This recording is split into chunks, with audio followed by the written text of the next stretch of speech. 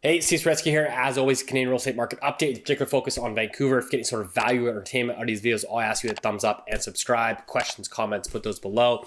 For those that you are tuning in regularly to the Loonie Hour, we are hosting our live event in Vancouver, May the 12th at the Wall Center. Highly encourage you to grab some tickets. There's going to be a link in the description below where you can go and grab tickets. Again, it's going to be drinks, appetizers, live podcasts, Q&A. It's just going to be a good time. So come hang out with us. We still have a few tickets remaining on May the 12th. Again, link to the tickets in the description below. But I want to touch this week on really just some of the, ultimately my framework, updating that, and really just some of the comments. I'm on Twitter every day, so I always love getting the live comments because everyone's like, oh, like rates are going up. We're going to see, 10% inflation, 7% rates, 15% mortgage rates. The end is near. And we're never going to see lower rates again. It can never happen again. The monetary system is going to blow up, reset. And it just seems like it's so consensus. And you guys know that I've been like the first and foremost been one talking about inflation and higher rates and that it is going to be an inevitability that inflation necessarily wasn't transitory. But to me, it's now reaching that mainstream consensus where if the Bank of Canada is capitulating and saying inflation is no longer transitory, that's usually the red flag that, okay, we've probably hit a peak in inflation and we're going to start rolling over here. So I kind of wanted to touch on that first and foremost because, again, everyone's like, oh, you said rates can't go up. I'd like to preface here that, at the end of the day, hold on a minute. We've only raised rates 75 basis points. The housing market is already rolling over after 75 basis point increase. I'd like to just zoom out for a minute and say that inflation's still at 6 and the Bank of Canada's overnight rate is at 1.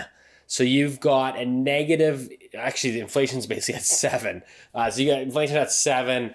And the Bank of Canada overnight rate at 1. So you've got a negative real interest rate still of negative 6%. So everyone's like, see, rates can go up. And it's yeah, but they're not really going up. And again, we're going to get higher rates, which we're going to get into in a minute here, because at the end of the day, to kind of frame this week's video up, is my favorite line probably in investing was actually from Mike Taylor at Hedgeye there, where he basically said, stop trying to be right and just make money. Stop trying to be right and just make money, which is everyone's so focused on getting the right call, getting inflation right, getting interest rates right, being right on a housing bubble, but never actually making any money off of that.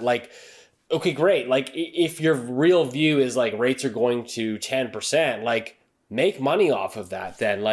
The doomsday scenario, unfortunately, hasn't really been a very profitable trade. Everyone's been kind of waiting for the world to end since 2006. And again, I think we're going through a housing correction. We're going to get a housing correction here. So keep that in mind. But again, at the end of the day, your job, I think, as a prudent sort of capital allocator or someone that's looking out for their own best interests or their family's best interests to set them up is make money, protect your capital. And so at the end of the day, when the facts change, you should change with them. That's why anyone that's been watching the show, I started off the show back in 2016. I was bearish on housing. I thought that we had extreme valuations. I thought there was a lot of foreign investment overstimulating the housing market that began to pull back. And in 2020, when I saw all the stimulus from the Bank of Canada, I said, listen, this is going to be a massive bull market. And I pivoted to being extremely bullish, and it turned out to be the best trade probably in some people's lifetimes. And now we're, again, transitioning to a period where central bankers, despite elevated and extreme levels of household indebtedness, are telling you that they're going to continue to raise rates until something breaks. So it's why would I continue to be bullish in the face of that mantra? I don't need to fight the central bankers. I don't need to have a moral victory here. If you're going to tell me you're going to crush asset markets, okay, great. I'll stand back and wait for you to do the damage.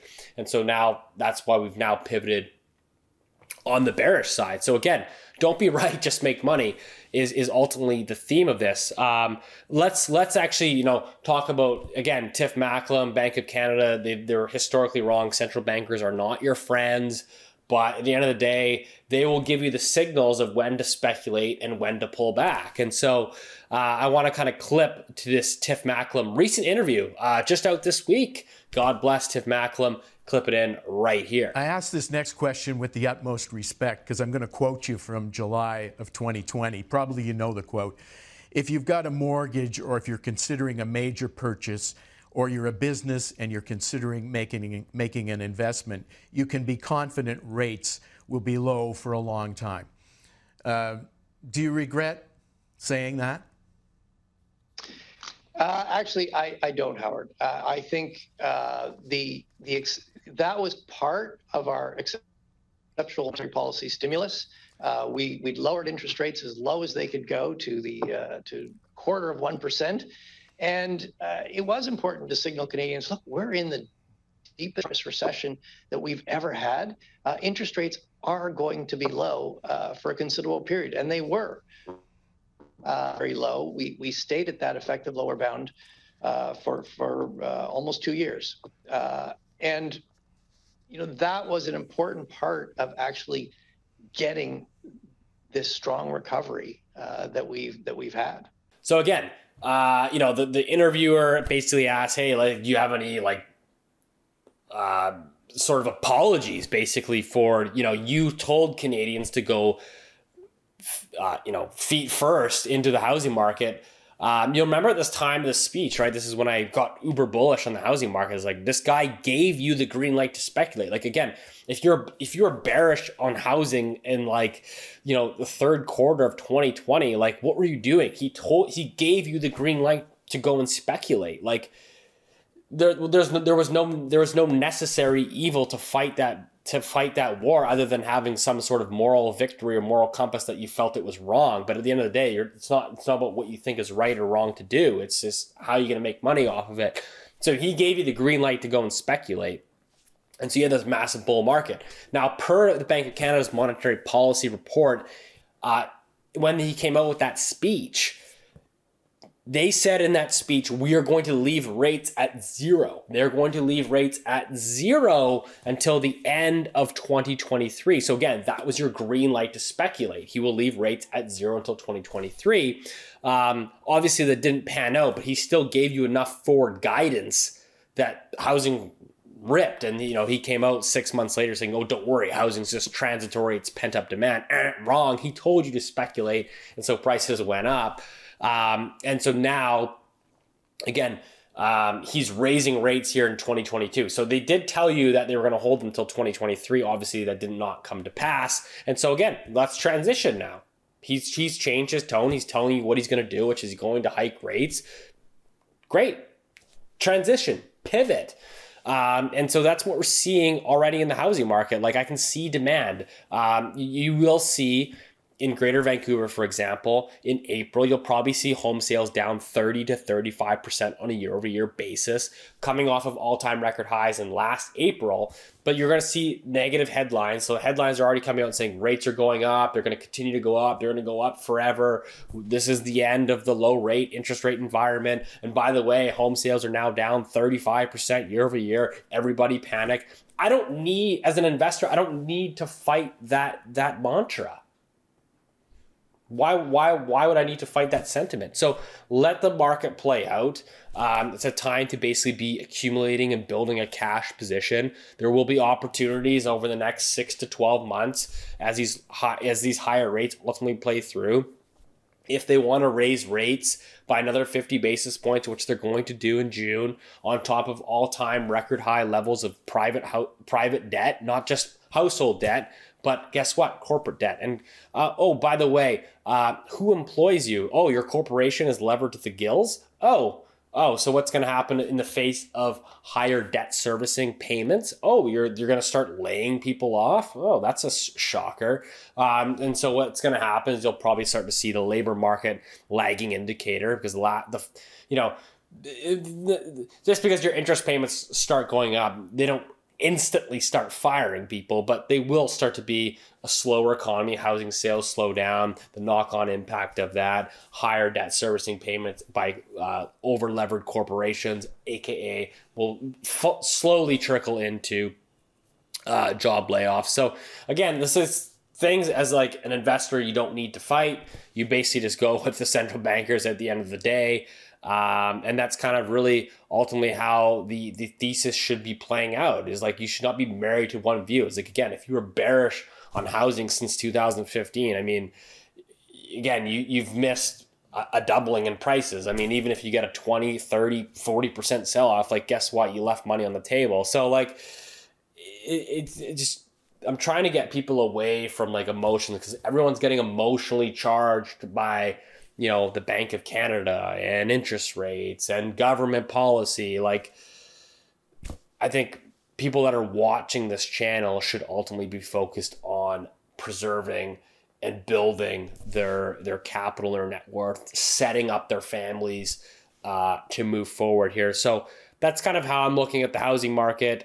Don't need to fight it. I think you guys are well understanding of my views here, that we're going to see higher rates here moving forward. Again, just look at policymakers. So you've had several Federal Reserve officials coming out recently saying that we're going to basically targeting a reverse wealth effect, which is AKA we're going to intentionally impact and push down asset prices. So we can't fix inflation through supply chain. So what we'll do is we'll kill demand, we'll shoot it in the back of the head.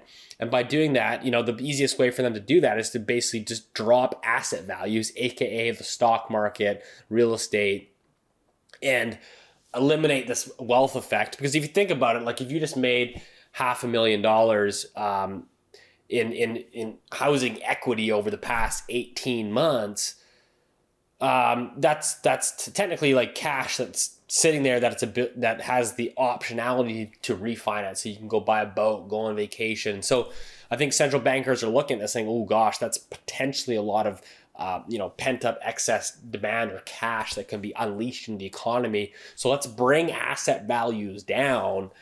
Let's create a reverse wealth effect, and hopefully that will dampen inflation. And again, my view is that it's not going to take a lot to ultimately trigger some sort of financial event. Like you literally had the head of the IMF, the International Monetary Fund, which is the central banks of central banks, coming out and saying that you're probably going to have sovereign debt defaults later this year. Again, she's talking about emerging markets, but let's clip to that right here. We have to help countries restructure debt early. And if we don't, down the road this year, we may be in a very difficult place. You talked about the 50 basic points. Just imagine what it means for emerging economies if on top of it their currency depreciates, which is also possible, and capital starts seeking the comfort of coming here to the United States. So again, she's been talking about what we talking about on the Loonie Hour, which is like you're going to get, by the Federal Reserve raising interest rates, you're going to get all this capital funneling into the U.S., seeking that safe haven. That's going to drive up the U.S. dollar, which makes U.S. dollar debt that emerging markets have, it becomes that much more difficult to service because their currency starts depreciating as well. Making these debts harder to repay. So she's saying we're going to have probably emerging market, debt defaults.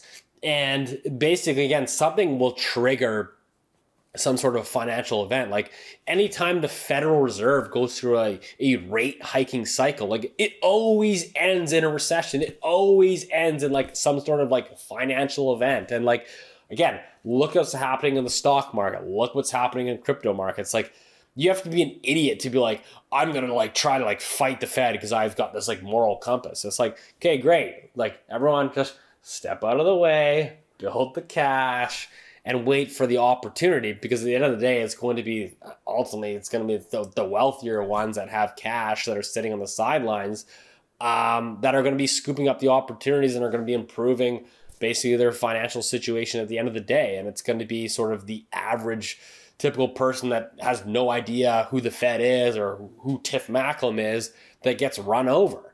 And this is just how cycles cycle. So that's kind of my message to you guys today is there's no moral compass and high ground here. There's no sense in fighting the central bank and fighting the policymakers. If this is what they want to do, let them do what they need to do and position yourself accordingly. So that's kind of my update here. As